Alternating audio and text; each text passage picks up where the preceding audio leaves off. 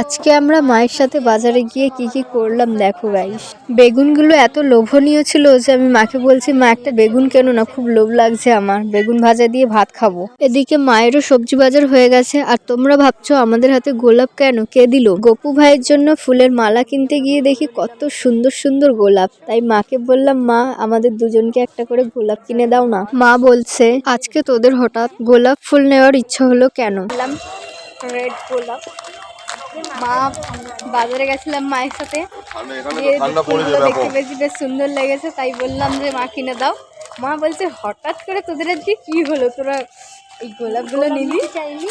হ্যাঁ, দেখে ভালো লাগলো তাই। ফুলালাটা মাকে জিজ্ঞাসা করছিল, এই দুটো কি তোমার মেয়ে? মা বলছে হ্যাঁ। তখন ফুলালা বলছে কি, পুরো একই দেখতে, তোমাদের তিনজনকে সেম। এইরকম অনেকেই আছে, আমাকে আর মাকে দেখলে বলে তোমরা কি দুই বোন। আর এদিকে বনুর ফাজলামি গুলো দেখো, ও তো অন্য কারোর পেছনে লাগতে পারে না, শুধু আমার পেছনেই লাগবে। বেগুন ভাজা দিয়ে গরম গরম কেমন ভাজে।